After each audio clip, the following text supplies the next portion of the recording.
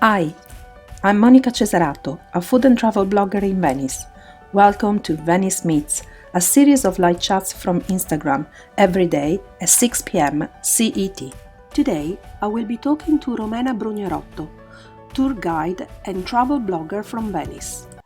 Welcome back, Romana! And I love it because we can see how long we've been here from the length of your hair. Can't hear you. You're gone.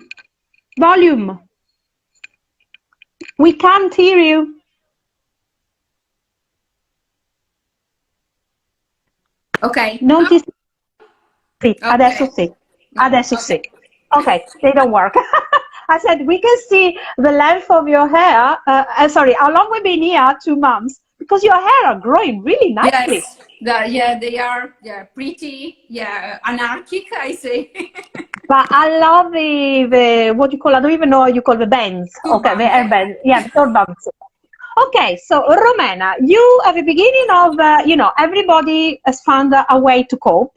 You coped through this quarantine because you're a guide like me, so there was no work. You're a blogger like me, and there wasn't much to write about because obviously things weren't happening. You found a way to carry on talking about Venice, and you found this lovely way to do it by investigating all the strange questions that you received through the years. You even got your a YouTube channel now with the videos. Yes, yeah, that's correct.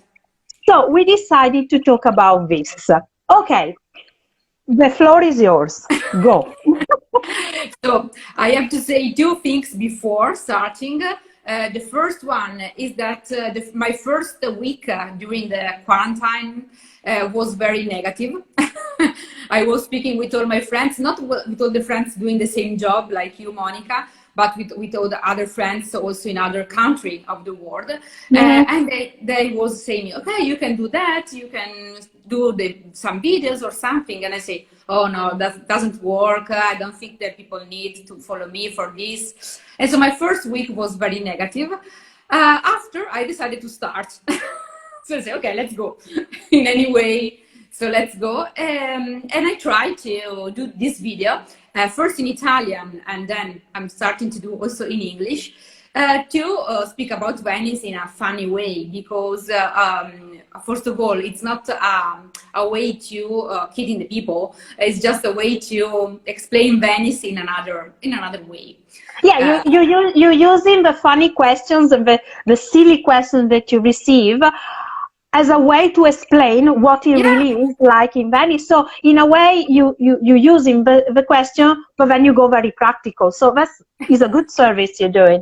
Yes, and also I think that if I'm going to visit another country of the world, I do the same silly question to the people that are in this country. For example, just for give you an idea, I know that we have some friends coming from the States. When I was working with a company, they were in Chicago, Illinois, and I was there for also for 2 weeks, and there was also a weekend in the middle. And so my colleagues, they told me, oh, so what are you going to do Sunday? I say, oh, I think I will go to walk on Michigan Avenue. Michigan Avenue is the main street in Chicago. No? And they were looking at me and say, oh, why? I said, just for a stroll. I say, just for a walking. I say, but all the shops are closed. Yes, I know, but they just want to walk.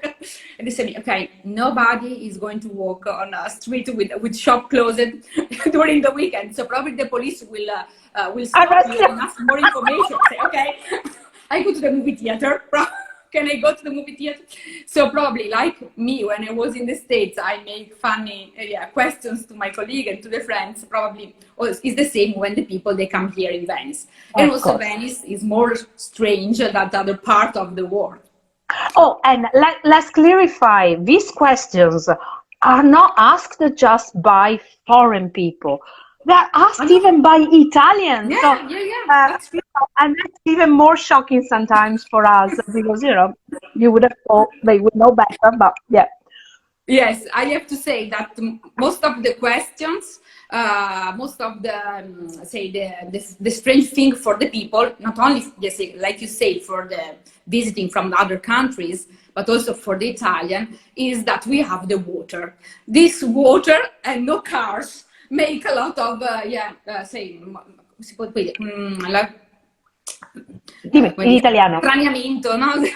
Oh, it's just so strange, it's so weird. Yeah, it's just so strange that the people, they don't understand, you know. So for the first question are connected, how, for example, how you can do the shopping, the grocery shop, now you can go to the supermarket if you don't have cars. I say, okay, let's, like in other country of the world, another city, we go by walking, you know, we use shopping bag. And trolleys. Yes, and trolleys, sometimes, yes. We take vaporettos if you go to need to the other side of the city, if you have to go, for example, to the Rialto market, if you're not in the area of Rialto. So we use public transportation. So it's not so strange. And like I say, sometimes when you have to do big shopping, like for example, if you have to give a party, and so you need more stuff than usual, sometimes you decide to go to the mainland where we have more bigger shopping. Bigger. But one thing to clear about this shopping store in Venice, there is something that is different maybe from other cities. Because people go walking and because it's hard to take stuff, there is a different way of doing shopping. People tend to do daily shopping rather than weekly shopping, generally. But that's yes, just the shopping for 1 or 2 days, and then they decided to go in another moment. Yes, that's correct. But also, I think that if you are living in New York and you don't have cars, you have to do on the same way. So you have to use Amazon Prime and receive the stuff at home. But in other case, you have to do shopping for 1, 2 days, 3 days, and then you have to go another time. Yes. So the water is, like I say at the beginning, is the strange things, the strange thing that we have. And so, like most of the people, they don't understand this part of the cars. We don't have cars in Venice in any way. The cars are in the Tronchetto or in Piazzale Roma, where there are the big parking. And then you have to move by walking or by boat if you can take public transportation. Sometimes it happens when you have clients arriving in Piazzale Roma, for example, from Florence, not by car. And they ask, and they say, we are arriving, we have the parking in St. Mark. No, sorry. No. From the hotel, they told us that there is the parking under the water. And so we can park over there. And so you have to explain that probably there was some misunderstanding in between the clients and the hotel, and the only way is to park and then move by water, buses, or taxi. And another thing that sometimes they ask is how we have all this water inside of the lagoon, inside of the canals, because they think that at a certain point... There's a tap, rubinetto. At a certain point, we decided to do this excavation of the canals for any water, because we are strange, and so we decided to do it this way. And I say, no, it's not like this. It's just a lagoon, and the water, it was before the city. So that's very important to understand. The water was before the city. And the only thing it's a big thing, but we do is to build islands sometimes, and also the palaces on the islands. Because when the people, they arrive at this is when the people, they arrive at the airport, So you take the water taxi, and they saw the water, they see the water, and they say, that's the ocean. No, it's not ocean. It's a lagoon, but I think it's because they call ocean everything. But when you come from a country like America, where both coast is ocean, they have that concept. European, I think, are a bit less on there. I think it's just a problem. But I remember once a client, she actually asked me what happened to the cars when you flooded the city to create the canals. We have to look inside of their canals to find it. That was a bit like, a next question, please. Okay, let's start again. How old is Venice, first of all? Yeah. Okay, so, okay, go on. What other questions have you got? That's correct. Another iconic thing in Venice is the gondola, no? For example. And I was with a guide in a tour, and the guide was explaining, for example, that he found a lot of clients were asking about the different t-shirt that the gondoliers they use, because they are some with red stripes and some with black stripes, no? Yes. And that guide was explaining that in some, I don't know, novel or a sort of TV show in the States, that we are saying that if the gondolier was wearing a t-shirt with red stripes, it was not married. If if there was with black stripes, it was married. So just leave the gondolier alone. That was very funny, because they say, okay, I said, sometimes the clients, they ask, I say, they wear what they want, so what they... Yeah, well, as far as I know, I've actually investigated about this. Okay, a few years ago, so I've actually went to ask to many gondoliers, and themselves didn't know until I actually found somebody that did do a little research, and it sounds like they started using those shirts, the stripy ones, the film with Alberto Sordi. Okay. Venice and Italy. Exactly, because before that they just were wearing, you know, people. Sure. Also, because people should understand that the gondola, as we understand it now, as a rich way to go around the city, is something after the 60s. Before that, gondoliers were very poor. And it was the means of transport, like if you were using a cart, a cheap bus, they carried the chickens on it, they carried the people, they carried the goods. It was just the means of transport of Venice, very cheap. And then you had the gondolas of the family of the palaces, okay, the private gondolas. It's only after the 60s and after this film that the Americans discovered the gondola, because in the film they wearing the stripes, then they start doing it as well. The colors, so it was more... No, yeah, it's more fashion. Yeah, it's fashion. Yeah, at least that's what I heard. If somebody knows any difference, please tell us, because we want to know. Yes, yes. And about gondolas and gondoliers, every time I have guests going to the gondola and coming out from the gondola, most every time, I say, okay, I was there, right, everything okay? They say, yes, it was very nice, but the gondolier doesn't sing during the tour. I say, okay. Because the people, probably coming from all the movies, not that they were about Venice, all that kind of stuff, they were imagining that the gondolier every time take one tour is also singing. And what does it sing? Oh sole mio. But let's say it's not Venetian, guys. Okay, go. So every time I have to explain, also because I don't want that the people, they feel that they are sort of fake gondola tour. It's not a fake gondola tour.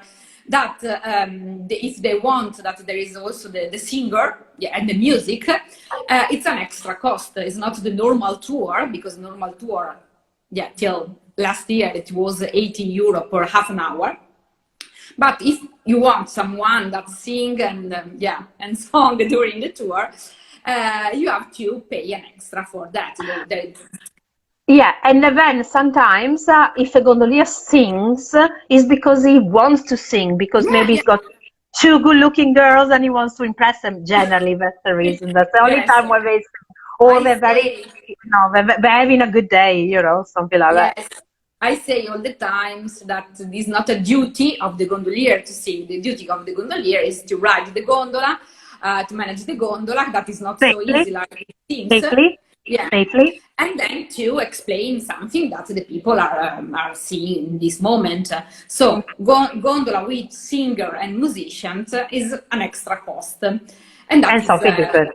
And that is very important. Sometimes, like Monica was saying, they don't sing such as Venetian Venetian motifs or something like that, because O Sole Mio or other singers are more recognizable, like Italian. But sometimes when I was working in Biennale for yeah, some years ago, and we were very close to the area where they start the gondola ride, and they were singing "Ciao Venezia, Ciao Oh, Venezia." wait. Okay. That is very Venetian, I Good, have good, to good, say. Yes. good. And What, that is okay, what other questions have you been asked?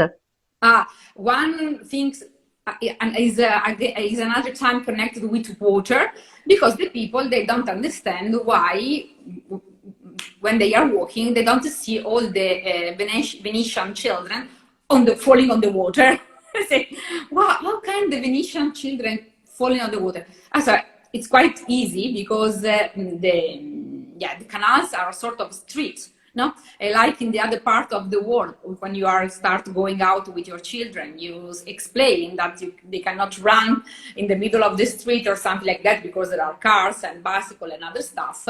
Probably in Venice there is the same consideration. So the water is another, you cannot jump in the water since there are boats, the water is not clean, and so it's not a good idea for the children to fall on the water. Sometimes, but also you don't, there are some fundamenta when you can walk close to the water, but in other parts you cannot fall in. At the moment, there is just right now a lady from America that lives in Canareggio, and you know who you are, and she's got 2 children. So if any of your 2 kids have fallen into the water, please tell us. We like to know. Yes, sometimes it happens that some people, not just children, but also other people, they fall on the water. And it happens for 2 main reasons, I have to say. The first one, drunken people.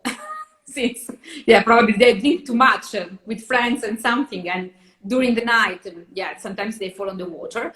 And the other is during the high tide, Yes. when we have the high tide in the city, because this is a very dangerous moment for that part, since you have the water covering also the street, and you don't understand very well when the street finish and start the canal. Yeah. And so for this reason, it's not it's not good to just picture and going around something like this, like most of the people they do. But when you walk, watch your step and consider that there is water everywhere. Okay, so we got confirmation that when you with kids, a lot of caution with kids. That's it. So even heirs didn't fall into the water, so we can say Venetian children in the DNA. Simple as that. Okay, Yes. they got some kind of compass and they understand. But yes. and another reason why people fall in the water, this is from experience, not because I fell in the water, but some clients, sometimes they are leaning over to take photos. Yeah. Yeah, and they slip because people don't realize that the steps, when they're wet, they're not just wet, they're very slimy because of course, it's salt water, so it is a bit slimy. And it's very easy if you go down on the steps to go. And that's when I see a lot of people falling, trying to take a picture, and all of a sudden you see me going, way! But they shouldn't worry because only the Grand Canal is very deep. Yeah. The other canals in Venice are not so deep, so generally, unless you're 5 feet like me, in which case you definitely go under, you're generally safe. No, the only problem is that it's dirty. Yeah, it's dirty. If it is in the winter, you probably have some jacket or something, so you are very heavy, and it's not so easy to come out from the water. And regarding water, because we say everything is connected with water, and regarding water is about people asking if they can swim or do it on the canals in Venice. And so we have to explain to the people that it's not a good idea nowadays to swim on the canals. In the 60s it was, because we have a picture, no? It's not just a good idea, not a good idea, it's actually forbidden. You get a fine. Yeah, but I want to explain why. No. If you look on the website, you can also on Books of Venice, you can find some picture of the 60s of the last century, when there were people swimming on the canals or something like that. But the situation, as you can understand, it was completely different. First of all, there were not so many boats, motorboats going around. So imagine that the motorboats, they don't expect that there is a person on the water. So it could be very, very dangerous for that. Of course. And also we have to say that, that the water is not so clean. So better don't swim on the rivers, on the canals of Venice. There are other places to swim in Venice. One is the beautiful island of the Lido, where we have our, say, ocean view. This is ocean, yeah, where we have the ocean view, and also the beaches are very, very nice also for the children, no? Because before arriving in high water, you have to walk for a lot. So they are but it's a characteristic of the Adriatic Sea that we have a very long, shallow water, so it's quite safe for the children generally, and sand, a lot of sand. Yes. And also for the family, it's a good way to spend the time in summertime. But also another idea for swim, not in the city center, but into the lagoon, because it's possible into the lagoon. Obviously, you have to take care of what you have just around you. It is a place with a lot of boats, but in the lagoon it is possible. And so if you have a friend with a boat, or there are also some companies that are renting from 2 years ago, some electric boats, so they go very slowly. It's very nice way to enjoy the lagoon. They give you also the GPS, so you cannot get lost. Yeah. And so you can also swim on the lagoon. It's also better, for example, where there is a lot of wind, stay inside of the lagoon, since you don't have so many waves like in the ocean. But let's do a disclaimer, okay? This option should be taken only if you have got some idea on how to ride a boat and if you can swim. Please, this is only a suggestion for people that know how to handle themselves on water. Disclaimer, just in case then we get told off. I say, just for give you an idea, going into the lagoon with a boat and having this idea of the swim, if you want to swim you go in the mountains, no? If you know the mountains, you are very well trained, you are with friends that they know where to go, it's a nice idea to spend some time. But if you are going in the mountains without any idea where to go, which shoes to wear, probably better stay in the city and do another thing, because the lagoon is quite the same stuff. Exactly. Romena, disclaimer is always good. Just in case. Okay, next question. Next question. What we have? Another one that I have not filmed yet is about going around with Google Maps in Venice, or Google Maps or something like that. Because it's not so, for the people that were not being in Venice, going around in Venice is not so easy, because there are a lot of calli, a lot of little streets. And so also for us, if we don't know where the people they live, where they are, we have to check, go this way, probably we have to go back and then take another street. In Venice, using Google Maps or kind of maps like this is not so it's not so precise. At the beginning, I'm telling about, say, 10 years ago, when Google Maps started and you was putting an address, it was always the same point in Venice. In the water! Sometimes in the water. And this in the water is not a joke, because 1 or 2 years ago, they were taking a sort of issue about where the rented houses, like for example with Airbnb, are in Venice, and some addresses were on the water. They were not, because they were boats, sometimes they were boats, but some addresses were just on the water. Yeah, of course. So using Google Map, it could be useful, but not so much. So what to do? Just, you can ask to the Venetian, and having an idea of the main point before the address you want to reach. For example, if your hotel is close to St. Mark, just follow the bell tower and try Yeah. to go on this direction. Or even better, do what we used to do before Google Maps. There are signs in Venice, yellow arrows that give you the main location. So you have P Roma, that's Piazzale Roma. You have Ferrovia, that I know is strange, but is the train station. Okay. You have S Marco, San Marco. What have we got? Accademia. See, no, And but that's we it. have, yeah, Yes, that's the one. Yeah, è Rialto, yes, let's see. And they're yellow and they're high, so you need to look up. But it's good that you get to see the beautiful palaces anyway.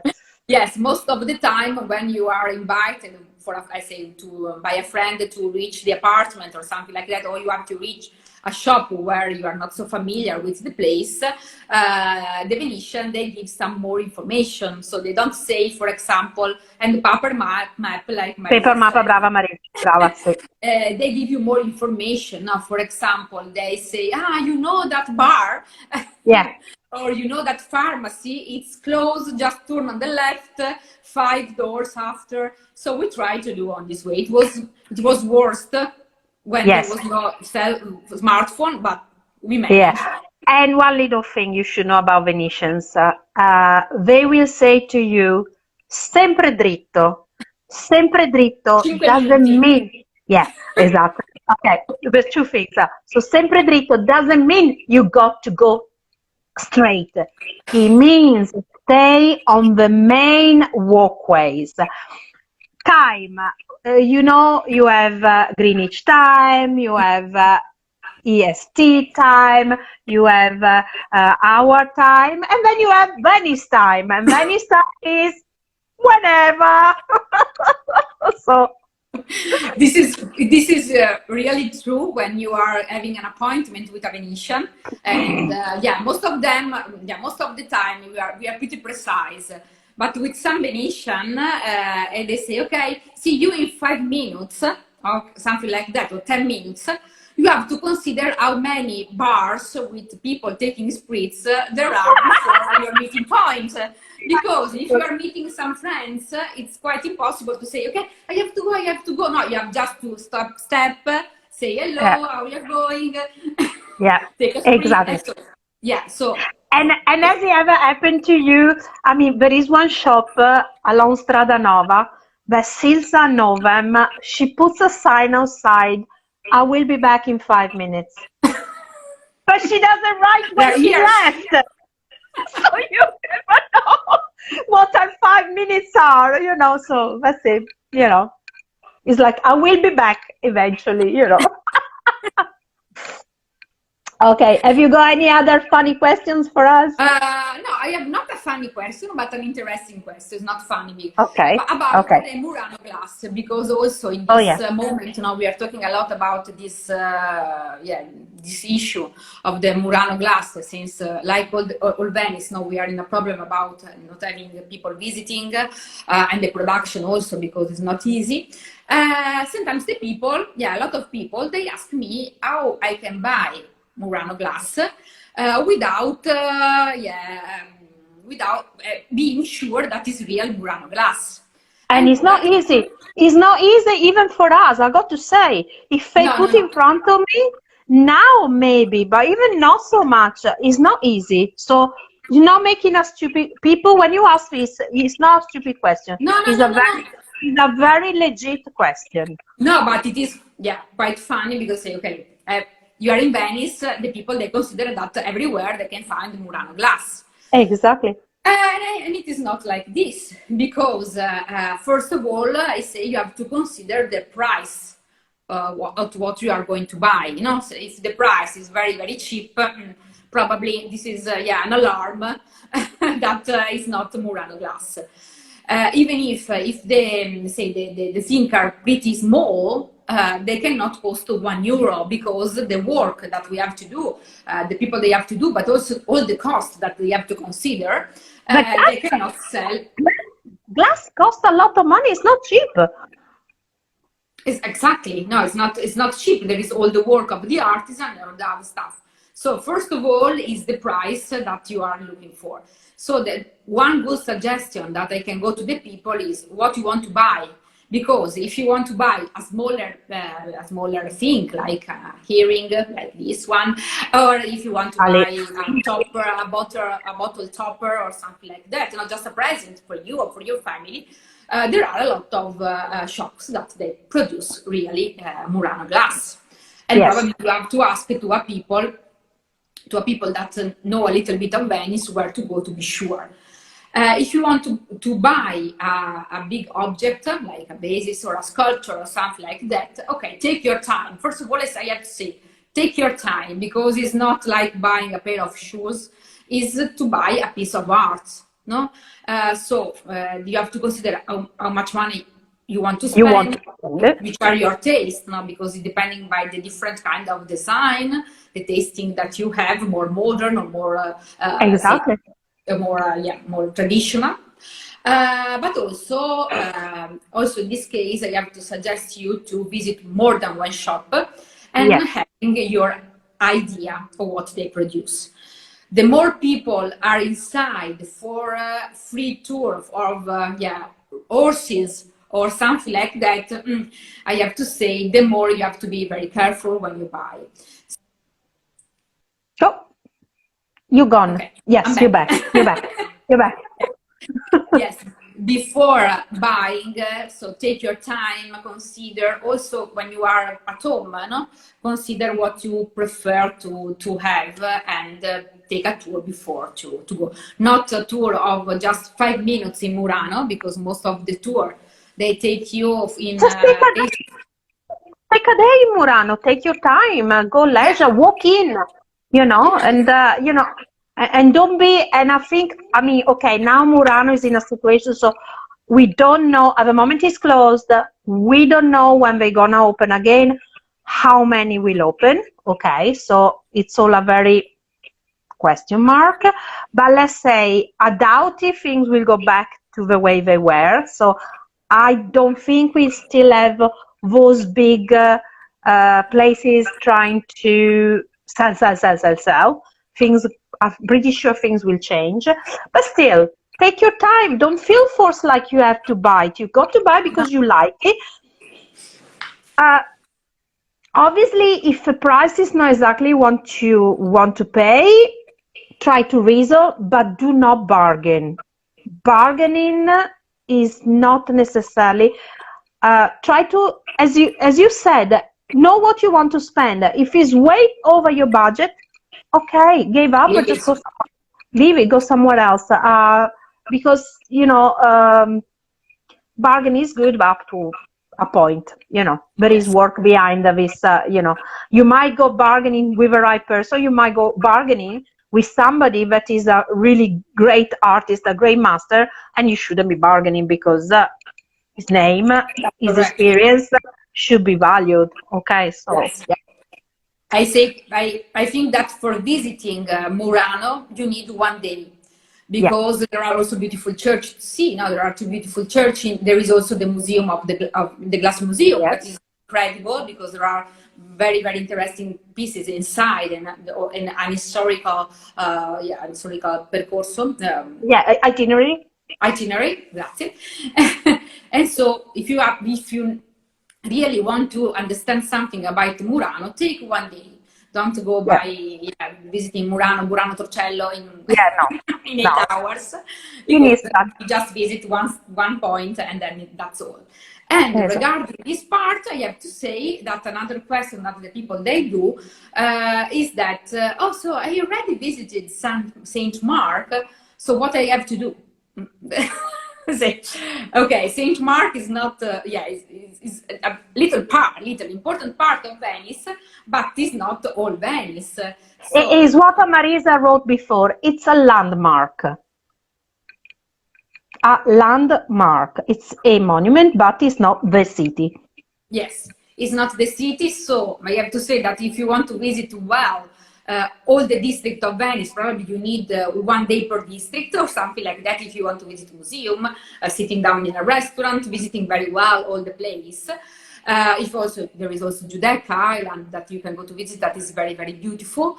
Also St. George, because in St. George you have the church, you have the monastery, there is the museum, the Stanze del Vetro, where they do beautiful exhibition about glass.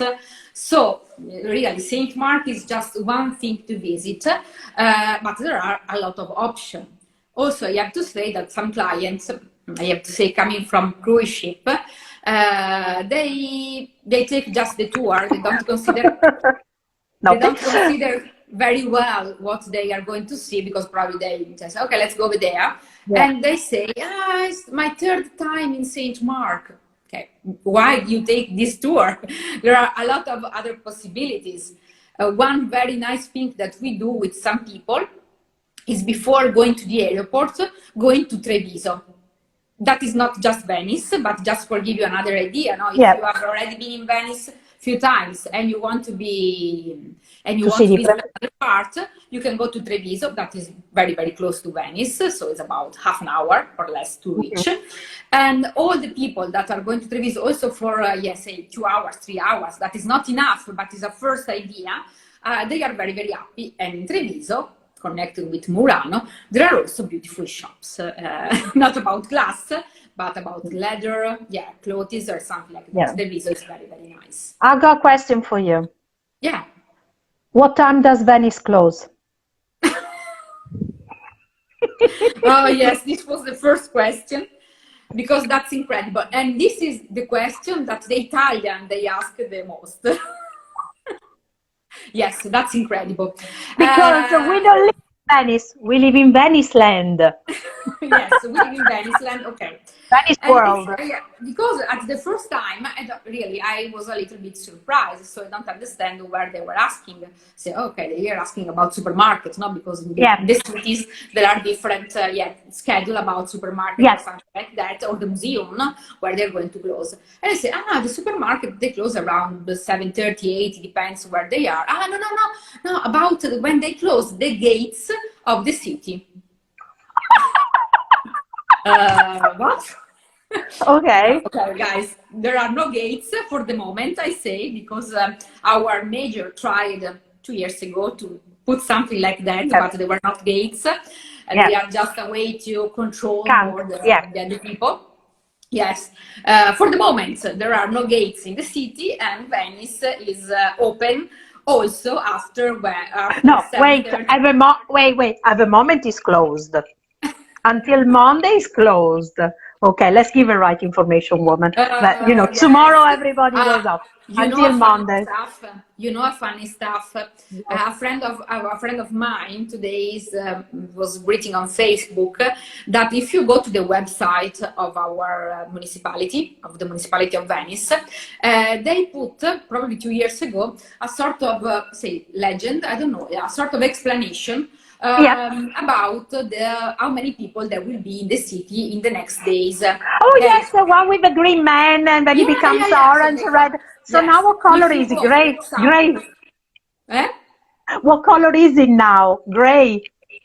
No, in the moment they say that Venice could be very crowded, and so you can go to visit, I don't know, the Forti di Mestre or the gardens or another place. No, because it's on automatic. They didn't even put it down, because we don't need anymore. Yeah, of course. What we were talking about? Yeah. So most of the Italians, they ask that part. They don't understand that there are restaurants, let's say ice cream shop, bars open. Till 11 midnight, it depends where they are, and some of the kind of people that are going to visit them.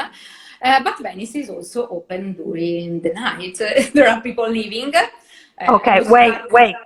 Okay, open is one thing. But there are things happening. That's another story, because after 10 o'clock, Venice becomes so quiet. Yes, Venice becomes very quiet.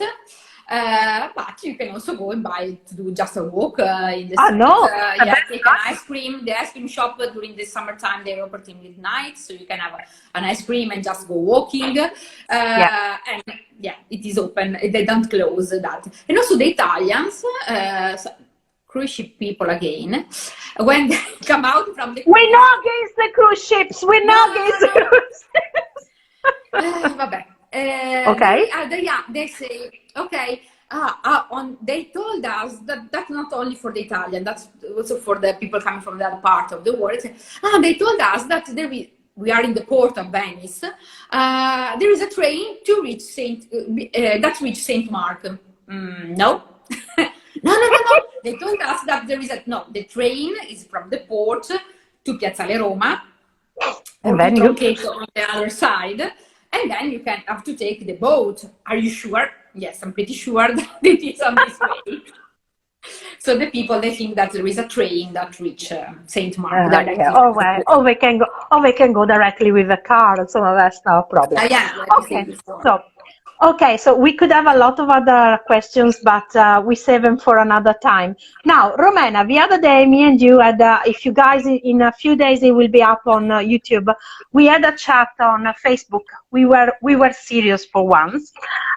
We were talking about how we see the future of Venice and how we see should be shown from a point of view of marketing, communication, social media, and so on.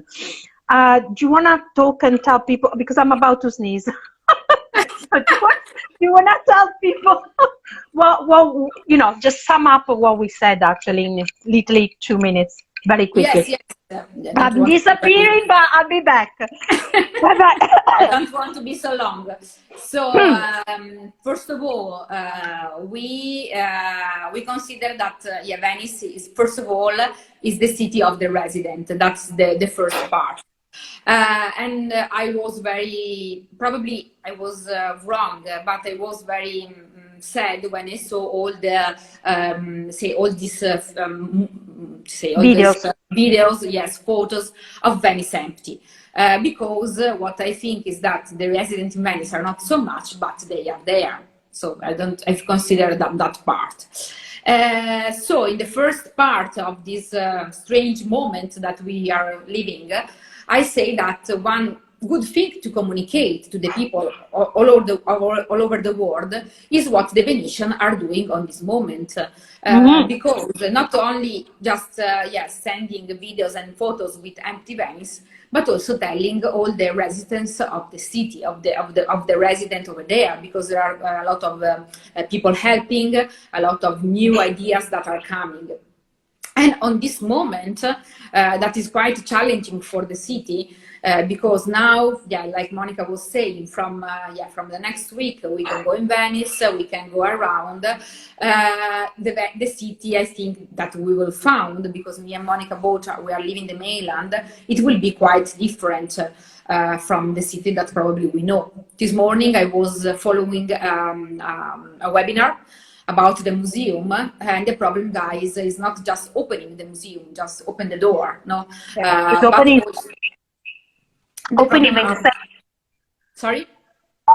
them in safety. Yes, the safety of the people inside, the visitors, but also for the people working, because remember that for people working. But also another big question is about how to pay. In the sense that opening a museum is an amount of money that the owner of the museum, the municipality, the Italy, or the owner, if you are a private museum, you are owning on this moment, wearing on this moment.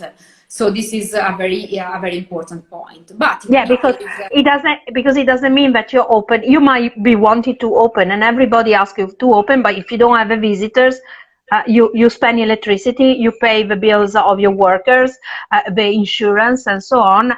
It's costs that you pay out, but you have no money coming in. So this is very most of the museum, they want really to reopen. Of course, they will do in a very important day for Italy. That is the 2 of June 2, for when we have the celebration of our republic. So probably it would be a message to the people.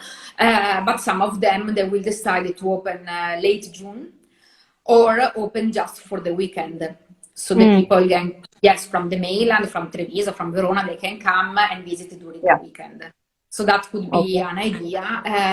But yes, like Monica was saying, we have to communicate this part to the people that want to come to visit. Yeah, yeah. And we were saying also that we were a bit, and not just us, because every single person, at least personally, but I know you too, every single person that has spoke from Venice or in any way working with Venice, and I'm not talking about people from abroad, I'm talking about people that work in Venice and live in proximity like we do. We are very, very, very upset about this continuous bashing against Venice. Keep telling Venice is dying, Venice is its last breath, and you know, this all this article and this video are written just to make headlines and are not really helping the city at all. When these newspapers, this magazine, these bloggers, they could write still the truth, but with a positive attitude and with positive headlines, and that will help so much the city, because it means it will want people to come back. Because right now, if I was somebody, I think as a visitor, and I see a country that keep telling me, oh, everybody's desperate and things, do I want to go there? Well, not really, because I think, oh my God, I might cause them, you know, I might upset them, they might not be in a mood, and that's not true. Venetians are here waiting for you know, for nice quality visitors. Like keep saying this, quality visitors to come back. So and also, you know, I think that Venice it's more easy than in the other city. For example, no, if you want to, since we cannot go to the theater, we can have some production outside. Yes, in a campo, in a square.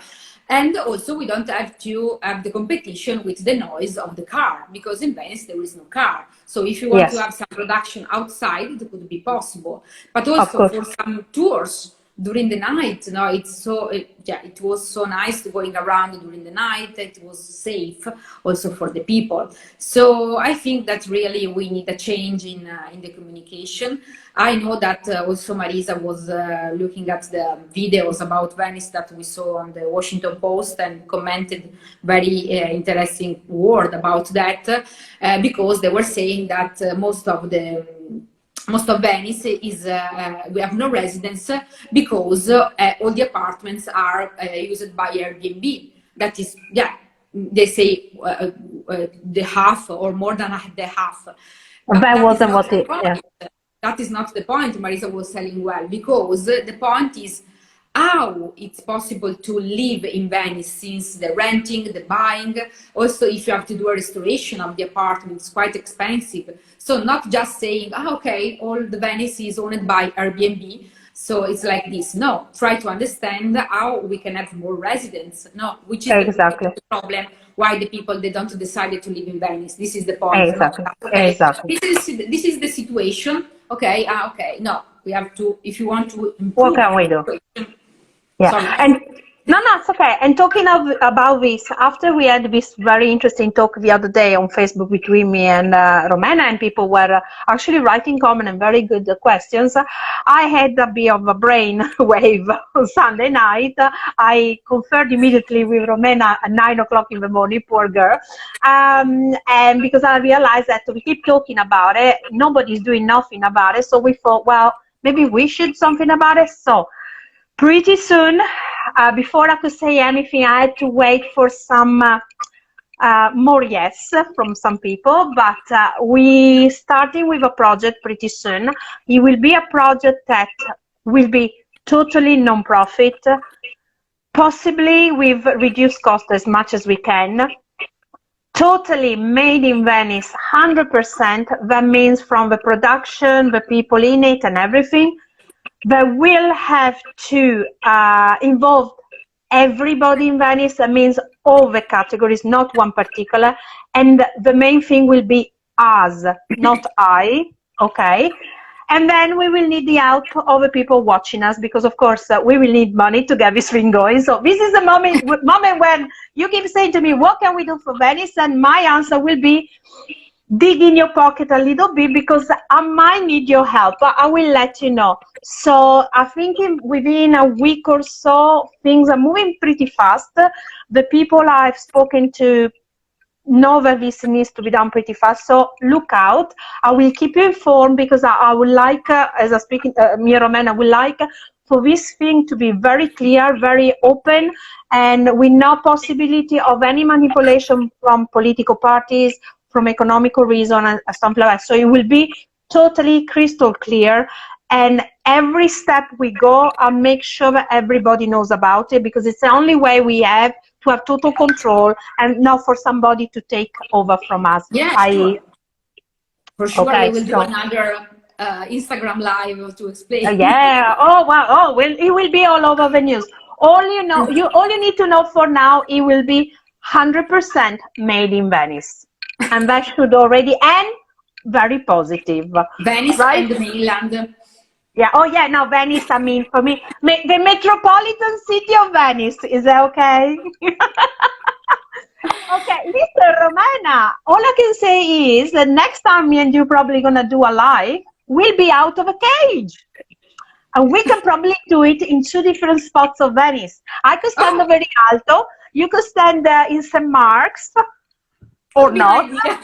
Or maybe some other nice, oh, okay, I'll tell you what, a nice Cicchetti place, me, and a nice Cicchetti place for you. That sounds you can better. do a challenge, which is the best place for bacalao mantecato or Cicchetti. Oh, I like that. Oh, yeah, definitely. Oh, yeah, that's a great idea. Oh, okay. Yes, okay. Okay, so definitely before the end of May, though, because otherwise then I'm gonna stop. Did you have anything else to say, or you're okay? No. Just goodbye. Good. Okay, brilliant. So I'll speak to you soon, and thank you so much for these lovely questions on Venice. Ciao, ciao, cara. Good night. Bye-bye. Ciao. Ciao.